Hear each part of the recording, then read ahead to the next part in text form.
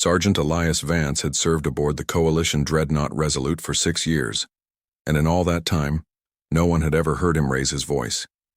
He spoke when regulations required it, nodded when explanations seemed unnecessary, and possessed the remarkable ability to leave a crowded room without anyone remembering when he had moved. Among the ship's alien soldiers, this talent was not considered impressive.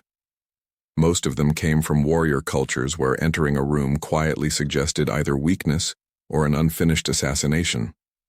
Elias, however, seemed content to be underestimated. Every morning he inspected plasma rifles, recalibrated gravitic boots, and drank a black human beverage that smelled, according to Captain Seraya, like burned engine lubricant. Seraya was tall, silver-eyed, and almost entirely human in appearance except for the elegant long ears rising through her dark hair. She commanded the 7th Royal Company and had once fought 3 armored raiders while suffering from a broken arm. She found Elias deeply disappointing. "Human," she said one morning, watching him repair a targeting lens. "Is it true your species once conquered its own planet?" Elias tightened a microscopic screw. "Several times." "Then why do you behave like a frightened librarian?" "Librarians remember where everything is." Seraya stared at him. Was that a threat? An observation? The soldiers nearby laughed, though none were sure which of them had been insulted. Elias returned the rifle to its owner and quietly moved to the next task. He allowed them to joke. It was easier that way. The 7th Company was stationed near the Vardos frontier, a region of unstable space where ancient wormholes opened and closed like blinking eyes. Beyond that frontier lay the dominion of Kar, an empire that had swallowed 9 systems in 20 years. Coalition intelligence insisted the Dominion would not risk attacking a royal vessel. Coalition intelligence also insisted the cafeteria's protein cubes tasted like chicken, which had damaged its credibility. That afternoon, Queen Lysera arrived for inspection. She wore white combat armor beneath a dark ceremonial cloak, and the long pointed ears framing her golden hair gave her beauty an almost mythic sharpness. Every soldier stood rigid as she passed. Elias stood with them, neither nervous nor impressed. The Queen noticed him because he was the only human present, and because an elderly general walking beside her suddenly stopped breathing for half a second. General Theros recovered quickly, but Lysera had ruled too long to ignore small reactions. "That soldier," she murmured. "Who is he?" Theros kept his gaze forward. "A maintenance specialist." "You did not answer my question." "Sergeant Elias Vance." The name seemed to cost him effort. Lysera glanced back. Elias was helping a young alien recruit fix a jammed armor seal. He looked ordinary, lean, calm, almost forgettable. "Do you know him?" she asked. "I know of him." Before she could press further, the dreadnought shuddered. Crimson warning lights flooded the hangar. A mechanical voice announced a spatial disturbance off the port bow. The ceiling display transformed into a tactical map showing dozens of unknown signals appearing beyond the frontier. Then dozens became hundreds. Conversation died. Seraya stepped toward the display, her long ears angling sharply backward. "That cannot be a patrol." General Theros looked at the expanding formation, and the color slowly drained from his face. "It is not." Across the hangar, soldiers rushed to battle stations. Weapons racks opened, drones unfolded from the walls. Queen Lysera ordered the fleet to defensive positions while officers shouted over the rising alarms. Elias remained beside the frightened recruit, calmly securing the last piece of armor. "Sergeant," the recruit whispered, "are we going to die?" Elias checked the seal twice. "Not because of faulty equipment." "That is not comforting." "It was not intended to be." The recruit hurried away. Elias turned toward the tactical display. The Dominion fleet filled the stars like a black storm, each warship surrounded by red energy fields. For the first time, the easy emptiness vanished from his eyes. General Theros saw the change from across the hangar and immediately looked away. Queen Lysera did not. She watched the silent human stand motionless beneath the crimson lights, his hands relaxed at his sides, his face unreadable. Somewhere inside the ship, ancient defense systems awakened one by one. Somewhere beyond the hull, enemy cannons began to charge. Elias slowly touched the plain metal band around his left wrist. "Still holding?" Theros asked quietly through a private channel. Elias looked at him. "For now." Then the first Dominion weapon struck the shields, and the stars outside turned white. The first impact rolled through the Resolute like thunder trapped inside metal. Soldiers grabbed railings as the artificial gravity flickered, briefly deciding that the ceiling was now the floor before changing its mind. A crate of plasma cells slid across the hangar and struck a weapons officer in the legs. He collapsed with a dignified scream. "Excellent," Seraya said, pulling him up. "The enemy has already defeated our storage procedures." Outside the observation shields, the Dominion fleet advanced in perfect silence. Their vessels were long, black, and covered in jagged armor plates that absorbed the light of nearby stars. Between them moved smaller attack craft like insects around the bones of some dead cosmic beast. The Coalition formation answered with blue lance fire, filling the void with luminous lines, but the Dominion shields barely trembled. Queen Lysera stood before the tactical display while reports flooded the command channel. 2 escort cruisers had lost propulsion. A medical frigate was venting atmosphere. 3 defense satellites had simply vanished. "They came prepared," Lysera said. General Theros studied the enemy movements. "They have been preparing for years." Across the hangar, Elias distributed rifles to the 7th Company. He worked with the same quiet precision he used during inspections, checking every power core and adjusting every targeting system before placing each weapon into waiting hands. The soldiers watched him with irritation. "You do understand we are under attack?" asked Varric, a broad-shouldered alien whose species considered impatience a sign of leadership. "I noticed the alarms," Elias replied. "You are moving very slowly." Elias handed him a rifle. "I am moving carefully. There is a difference. Careful people survive long enough to explain it." Varric opened his mouth, then closed it when the ship shook again. Seraya ordered the company toward the launch corridor. Their task was simple in the way military tasks were often described as simple by people who would not be performing them. They were to board gravitic assault pods, cross a battlefield full of enemy fire, land on the damaged moon fortress of Kairos, and restore its planetary cannon before the Dominion destroyed the royal fleet. "So," Varric muttered, "we fly through certain death, land inside probable death, and repair a weapon while surrounded by enthusiastic death." Elias fastened his helmet. "You understood the briefing. I dislike how calm you are. I dislike the cafeteria soup. We all endure hardships." The first assault pods launched. Through the corridor windows, Lysera watched them streak away as tiny silver sparks. Elias entered the final pod with Seraya, Varric, and 9 others. The hatch sealed. Magnetic restraints locked across their armor. The pod fired from the dreadnought with enough force to press every soldier into the wall. Dominion fighters immediately turned toward them. Warning lights flashed as the pod's primitive intelligence announced incoming missiles in an unnecessarily cheerful voice. "Evasive maneuver recommended." Seraya struck the control panel. "Then perform one. Manual authorization required." "Authorized. Please specify preferred direction." Seraya stared at the machine. "Away from the missiles." Elias leaned forward and entered a sequence. The pod rotated sharply as 2 missiles passed beneath it and destroyed the craft behind them. Everyone fell silent. "You have flown one of these?" Seraya asked. "Once. You entered 27 commands without looking. It was a memorable flight." The pod twisted between streams of red energy. Elias guided it through the wreckage of a shattered cruiser, using floating armor plates as cover. Enemy targeting systems lost them among the debris, but only for seconds. 3 Dominion fighters appeared ahead. Seraya raised her long ears beneath her helmet as though that might improve her vision. "Those are heavy interceptors." "Yes. Our pod has no weapons." "Also yes.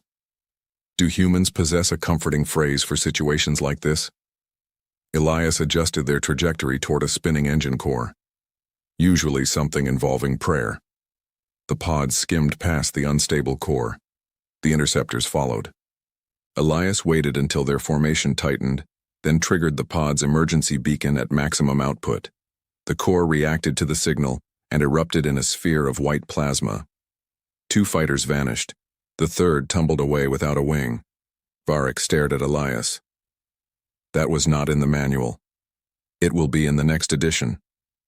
They reached Karos under heavy fire. The moon fortress had been carved into black volcanic rock, its towers glowing beneath a cracked atmospheric dome. Dominion troops already moved across its surface. The pod struck the landing platform, tore through a barrier and stopped inside an abandoned ammunition hall. One soldier vomited into his helmet. "Keep that sealed," Seraya advised. The hatch opened to smoke and distant gunfire. Elias stepped out first. He looked toward the corridor leading to the planetary cannon, then toward 3 Dominion bodies lying beside a melted security door. Their armor bore no wounds. Their faces were hidden, but their weapons had been cut apart with surgical precision. General Theros's voice reached Elias through a private channel. "They know you are here." Elias touched the metal band around his wrist. "Then they are ahead of schedule." Far beneath the fortress, something enormous awakened, and every light in the ammunition hall turned red. The red lights pulsed through the ammunition hall as a deep mechanical vibration climbed through the floor. Dust fell from the ceiling. Somewhere below them, ancient machinery turned with the patience of something that had been waiting centuries to be disturbed. Seraya raised one hand and the company spread into defensive positions around the broken landing pod. "That sound," Varric whispered, "is not part of the fortress systems." Elias studied the walls. Thin lines of pale energy were appearing between the stone panels, forming symbols too old for the Coalition translators to recognize. "No," he said. "It is older." A section of the floor split open without warning. Metallic limbs unfolded from the darkness, followed by a spherical machine nearly 3 meters wide. Its surface was covered in rotating rings and a single golden lens. The soldiers aimed their rifles. The machine scanned them one by one, then spoke in a language made of clicks, static, and something that sounded suspiciously like a cough. Their helmet translators struggled before producing a sentence. "Unauthorized organic infestation detected." Varric frowned. "Infestation? It means us," Elias said. "I preferred not knowing." The machine fired. A narrow beam struck the far wall and erased a section of stone without heat or debris. The company scattered. Seraya ordered controlled fire, and blue plasma bolts hammered the machine's armor, but each impact vanished into its rotating rings. Elias moved behind a collapsed support column and watched the machine's firing pattern. 3 seconds between scans, half a second to focus. The golden lens turned toward a wounded soldier. Elias threw a broken rifle across the room. The machine followed the movement and fired, destroying the weapon instead. "It tracks active power signatures," Elias said. "Shut down your rifles." Seraya stared at him. "You want us unarmed?" "Temporarily. That is my least favorite type of unarmed." Still, she gave the order. The room went dark as the weapons powered down. The machine's lens flickered in confusion. Elias removed a plasma cell from his belt, activated it, and rolled it beneath the machine. The ancient guardian lowered itself toward the signal. Elias shot the cell with a compact projectile pistol. The explosion lifted the machine into the air and slammed it against the ceiling. Its rings jammed. Seraya immediately fired into the exposed core, and the guardian collapsed in a storm of sparks. Varric looked at Elias's pistol. "You carry a weapon that uses metal bullets?" "It does not argue with electronic interference. It is primitive." "So is falling, still effective." The vibration beneath them continued. Their objective lay 4 levels below, beyond corridors now occupied by Dominion troops. Seraya divided the company into pairs and moved toward the cannon control chamber. They advanced through smoke-filled passages where gravity failed in unpredictable waves. At one junction, everyone rose half a meter into the air. Varric flailed, struck the ceiling, and remained there with offended dignity. "Do not laugh," he warned. "No one is laughing," Seraya said, while clearly laughing. Elias caught a railing, pulled himself forward, and disabled the gravity fault from a wall terminal. Everyone dropped at once. Varric landed on his back. "I have revised my opinion," he groaned. "Gravity is a personal enemy." They reached the first defense chamber and found the walls blackened by battle. Coalition soldiers lay beside shattered drones, but there were no Dominion casualties. Elias knelt near one of the bodies. The soldier's armor had been pierced by a weapon designed to collapse tissue without damaging metal. Efficient. Silent. Familiar. Seraya watched his face. "You know this weapon?" Elias stood. "Yes." "From where?" Before he could answer, every surviving helmet received the same transmission. A Dominion commander appeared in flickering holographic form. He wore dark ceremonial armor and a mask shaped like a skull. His voice came through distorted but clear. "Human designation Elias Vance. Surrender yourself and the remaining soldiers may leave." Varric glanced at Elias. "They know your full name." "Apparently our introductions were delayed." The commander continued. "You escaped judgment once. You will not escape again." Seraya stepped closer to Elias. Her long ears had flattened beneath the edges of her helmet. "What judgment?" Elias looked toward the sealed doors ahead. "A complicated one. We are standing inside a dying moon fortress while an invasion fleet attacks our queen. I believe we have time for a complicated explanation." "We do not." The doors exploded inward. Dominion assault troops charged through the smoke, their armor bending light around them. The company opened fire. Plasma flashed across the chamber. One soldier fell. Then another. Seraya fought with disciplined precision, but the enemy kept coming. Elias remained near the rear, firing only when necessary, each shot striking a weapon joint or visor seam. He was still holding back. Seraya noticed.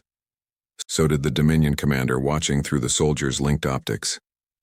"You still pretend to be harmless," the commander said over the open channel. "How many must die before you stop pretending?" Elias's jaw tightened. A Dominion soldier raised a rifle toward Seraya's back. Elias crossed the room before anyone saw him move. He struck the weapon aside, broke the soldier's arm, and drove him into the wall with enough force to crack the armor. Silence lasted only a second, but everyone felt it. Elias looked down at his own hand as though disappointed by what it had remembered. Then the entire fortress shook, and the ancient planetary cannon began turning toward the coalition fleet. The moment Elias moved, everyone in the chamber understood something had changed. For years they had watched him carry supplies, repair weapons, and quietly stand at the edge of every conversation. They had seen him lose training matches because he stepped aside instead of attacking. They had watched him allow younger soldiers to defeat him in simulations while he offered polite advice afterward. They had believed he was simply a calm man who preferred avoiding conflict. Now, with the Dominion soldier unconscious against the wall, nobody knew what to believe. Varric slowly lowered his rifle. "I have several questions." Elias looked toward the advancing enemy troops. "Ask later." That is not how questions work. It is how survival works. More Dominion soldiers poured into the chamber, their armor covered in adaptive camouflage that shifted between metallic gray and darkness. They moved with the confidence of warriors who had already won countless battles. Their commander had sent them here because he believed numbers were enough. He was wrong. Elias reached for the metal band around his wrist. Seraya noticed immediately. "Elias," she said quietly. "What is that?" "A reminder." "Of what?" "That I promised myself never to remove it." The bracelet released a soft mechanical sound. Tiny symbols appeared across its surface, ancient human markings mixed with technology that even coalition scientists had never been able to identify. The device had not been limiting his strength. It had been limiting his neural connection to his own combat instincts. For 6 years, Elias had forced himself to slow down, to think before moving. to choose peace before victory. The Dominion soldiers raised their weapons. Elias removed the bracelet. The change was not dramatic. There was no explosion of energy or impossible transformation. He simply stood straighter. His eyes became sharper. Every sound in the chamber became information. Every movement became a calculation. The first Dominion soldier fired. Elias was already moving. He stepped aside before the shot was fully released, grabbed the soldier's weapon, and used its momentum against him. The enemy fell before his comrades even understood what happened. Elias took the fallen rifle, fired 3 times, and disabled 3 different weapons without harming their owners. Seraya watched in disbelief. "He is not fighting," she whispered. Varric looked at the battlefield. "Then what is he doing?" "He is solving a problem." "That is somehow worse." The chamber became a storm of movement. Dominion troops attacked from every direction, but Elias seemed to know where every shot would come from before it happened. He moved through the battlefield like he had already experienced the fight thousands of times, because in his mind he had. His neural combat system processed possibilities faster than any organic brain should have been able to handle. Enemy movements became patterns. Weapons became predictable machines. Every attack created its own weakness. The Dominion commander watched through the soldiers' armor feeds. Impossible. The human they had feared was not a legend. He was worse. "Terminate him immediately," the commander ordered. Heavy assault units entered the chamber. Unlike the regular troops, these machines were built specifically to fight enhanced warriors. Their armor was layered with quantum shields, their weapons capable of tracking movement beyond normal reaction speed. The first machine attacked. Elias smiled slightly. Seraya noticed. "You smiled." "No. You definitely smiled." "It was a small one." "That is concerning." The machine fired a dozen energy rounds. Elias jumped onto the wall using his gravitic boots, pushed away from the surface, and landed behind it. Before the machine could turn, he disconnected its power core. The giant war machine froze. Varric stared. "I have spent 6 years calling him boring." Seraya glanced at him. "Do you regret it?" "Yes. I would like to apologize to boring people everywhere." Even Elias almost smiled. Almost. The planetary cannon chamber opened below them, revealing the ancient weapon system. It was enormous, built into the heart of Karos, with a barrel extending through the moon's surface toward the stars. Energy gathered inside its core, preparing to fire. But the cannon was not aimed at the Dominion. It was aimed at the Coalition fleet. "The Dominion hacked the system," Seraya said. Elias looked at the control interface. "No." She turned. "No? They activated it intentionally." "Why?" "Because they want us to believe we lost control." He connected directly to the console. The ancient system rejected him immediately. Access denied. Then another message appeared. Human identification detected. Access granted. Everyone went silent. Seraya slowly approached. "The fortress knows you?" Elias stared at the screen. "Not the fortress." The lights dimmed. A forgotten human symbol appeared across the ancient control system, one that had not been seen for hundreds of years. The symbol of a military division erased from history. Varric looked between Elias and the display.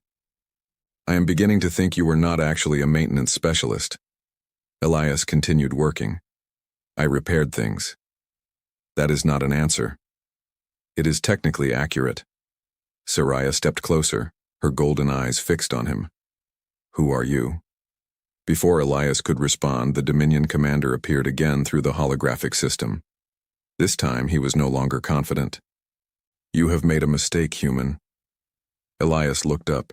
The commander continued. "You believe you are protecting these people."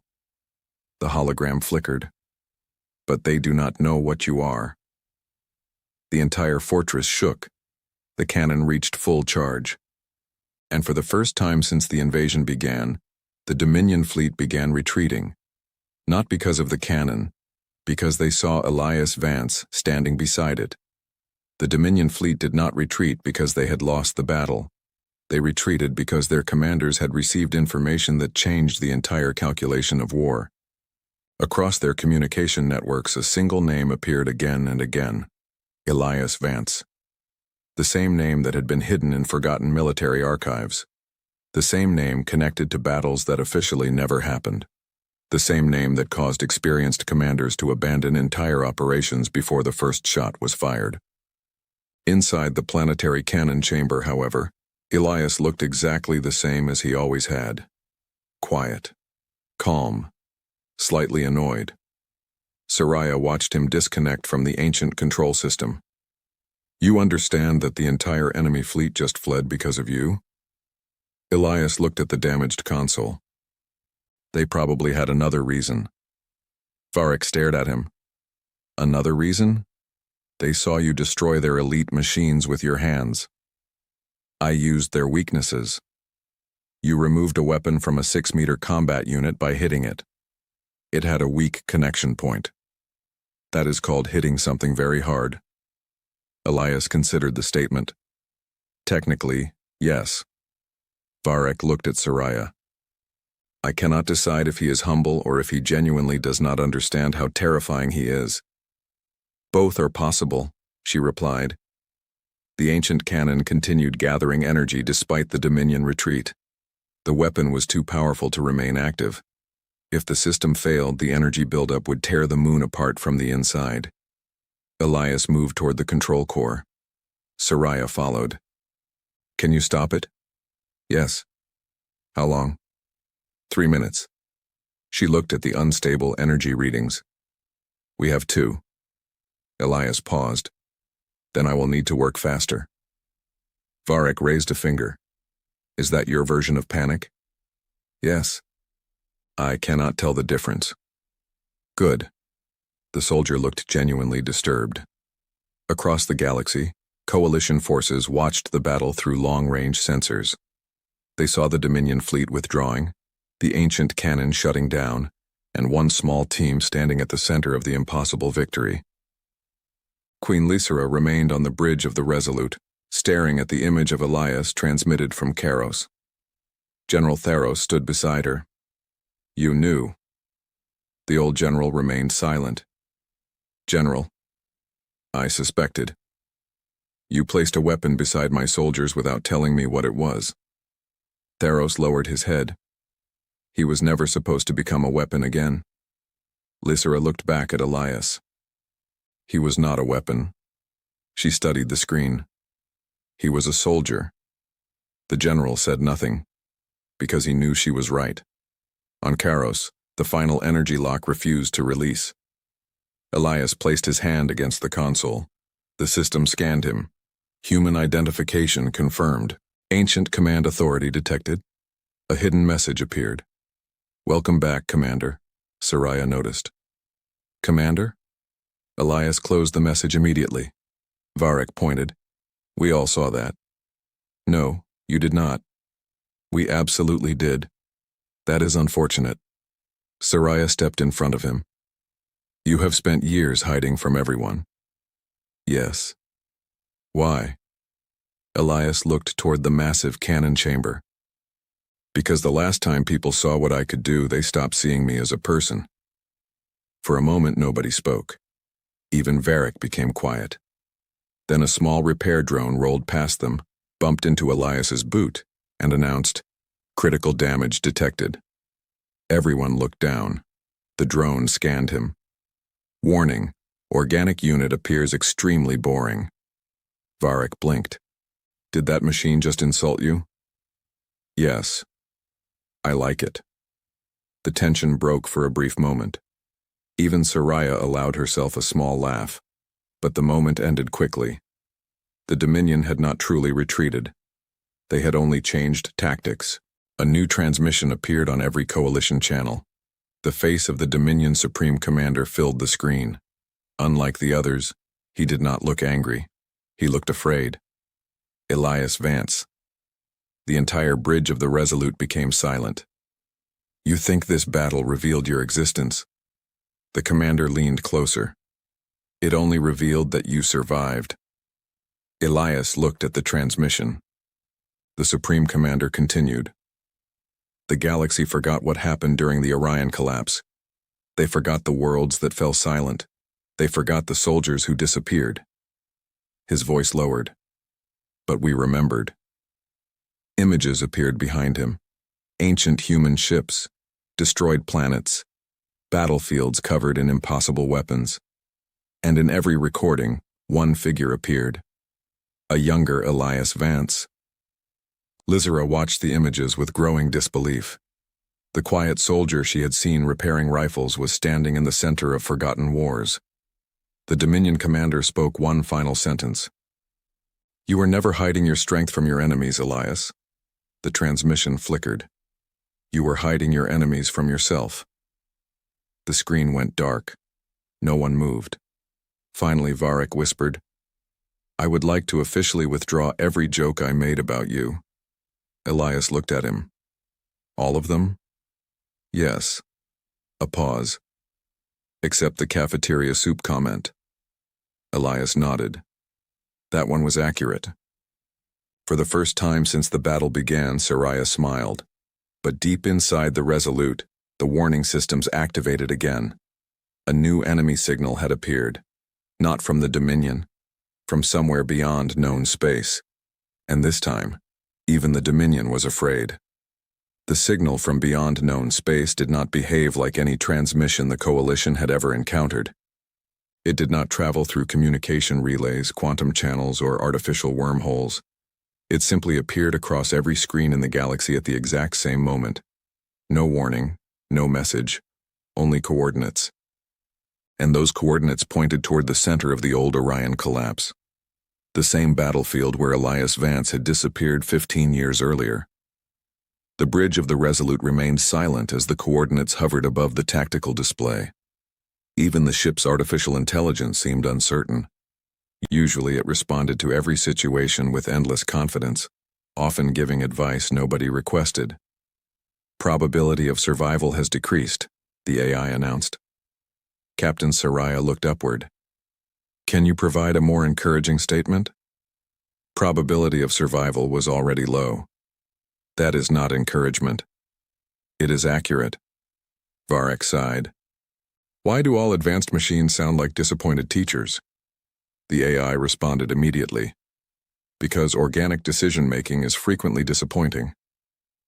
Nobody spoke. Varric slowly pointed upward. "See? Exactly what I mean." Queen Lysera ordered the fleet to prepare for departure. The Dominion had vanished after their defeat at Karos, but no one believed they were truly gone. The appearance of the mysterious signal had changed the situation completely. The galaxy now faced something even the Dominion feared. Elias stood alone near the observation window, watching stars pass across the glass. Seraya approached him. "You knew this would happen?" "No." "You expected it?" "Yes." "That is almost the same thing." "Not exactly." She crossed her arms. "Do you always answer questions like this?" "Yes." "That must be exhausting." "It saves time." Seraya stared at him. "Do you know how frustrating it is to speak with someone who gives answers like a damaged navigation system?" Elias looked at her. "I have been called worse." "By whom?" "Usually navigation systems." For a moment, Seraya laughed. The sound surprised even herself. For years, she had only seen Elias as a mystery, a soldier hiding something impossible beneath an ordinary appearance. But now she realized something more complicated. He was not hiding because he lacked confidence. He was hiding because he was afraid of becoming something he could never undo. The Resolute entered the Orion region 3 days later. The stars changed first. Normal space gave way to distorted gravity fields. Broken pieces of ancient warships floated between planets, frozen in time. Entire fleets remained trapped in impossible positions, held together by the remnants of failed technology. The Orion collapse was not just a battlefield. It was a scar. As the Resolute moved deeper, Elias became quieter, even more than usual. Lysera noticed. "You remember this place?" "Yes." "What happened here?" Elias looked at the endless ruins. We won. The Queen waited. But, he continued, we lost everything that mattered. Before she could ask more, the ship shook. A massive object emerged from the darkness. Not a ship, a station. A structure larger than a planet, covered in ancient human technology mixed with unknown alien designs. It had been hidden inside a dimensional fold, invisible for centuries. The station opened. Thousands of defense drones launched. The fleet prepared to fire. Elias raised a hand. Do not attack. Everyone turned toward him. Seraya frowned. Those drones are aiming weapons at us. Yes. They appear hostile. Yes. Then why should we not attack? Because they are not protecting themselves from us. The drones stopped. A path opened through the center of the station. A single message appeared. Commander Vance, return required. The bridge went silent. Lysera slowly turned toward Elias. Commander? Elias did not answer. The station pulled the Resolute inside. Within the massive structure, the crew discovered something impossible. Human soldiers. Not alive. Not dead. Thousands of warriors preserved inside crystal chambers, waiting in artificial suspension. The lost army of the Orion collapse. The army that history claimed never existed. Varric walked between the chambers, completely speechless. After several seconds, he whispered, I would like to apologize to every person who called you quiet. Elias looked at him. Why? Because apparently you were not quiet. He pointed around. You were storing an entire nightmare. Elias ignored the comment and approached the central chamber. Inside was a figure. A woman. Human. But not entirely. Her eyes opened as Elias approached. The chamber released ancient air. The woman stepped forward wearing armor marked with the same symbol that had appeared on the control systems. Commander Vance, she said. Her voice was calm. You finally returned. Seraya moved closer. Who is she? Elias stared at the woman. The person who trained me. The woman looked beyond him toward the alien soldiers, then toward Queen Lysera. You brought allies. Yes. She studied them. Interesting. A faint smile appeared. The last time you had allies, you destroyed half a galaxy protecting them. Everyone became silent. Lysera looked at Elias. What does she mean? Before Elias could respond, the station's alarms activated. The woman turned toward the stars. They found us. The tactical display changed. The Dominion fleet appeared. But they were not attacking. They were running. Behind them came something enormous.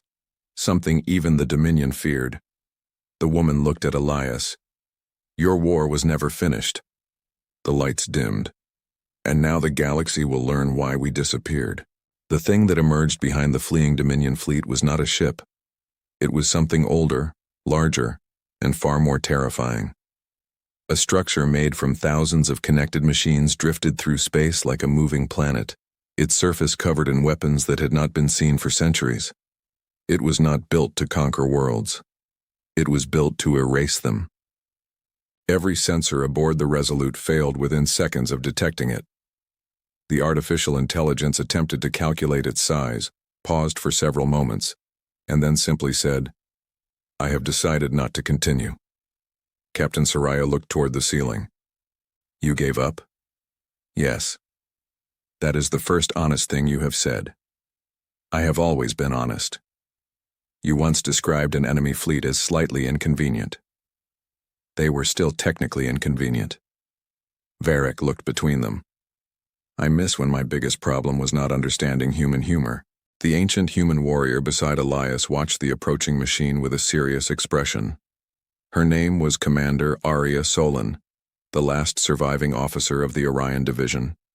She had trained Elias before the collapse, before he became the soldier everyone feared and before he chose to disappear. The Null Dominion, she whispered. Lysera looked at her. Null? A civilization that abandoned life itself. They replaced their bodies with machines, their emotions with calculations, and their dreams with endless expansion. They do not conquer planets. Arya looked at the approaching structure. They remove them. The Dominion fleet suddenly stopped running. Their ships turned. For the first time since the war began, the enemy and the coalition stood on the same side. A transmission appeared. The Dominion Supreme Commander appeared on screen. The same commander who had once threatened Elias now looked exhausted. Human. Elias stared silently. The commander continued. You were right. We should have destroyed this threat centuries ago. Varek whispered. I never thought I would hear a Dominion commander admit someone else was a bigger problem. Seraya nodded. Enjoy the moment. It may never happen again. The combined fleet prepared for battle. But Elias did not move toward a weapon. He walked toward the command chamber. Lysera followed. What are you planning? The same thing I always do. Which is? Fix something broken. She looked at the impossible enemy outside. You believe you can repair that? No. A small pause. I believe I can stop making it worse. For the first time, Lysera understood the difference. Elias had spent years believing his strength was a danger. He thought every battle he won proved he was becoming the monster others feared. But he had finally realized something. A weapon did not decide how it was used. The person holding it did. The null machine attacked. The galaxy shook. Thousands of ships fired together, creating a storm of energy across space. The ancient station joined the battle, releasing forgotten human technology that even the coalition could barely understand. Elias entered the core chamber of the station.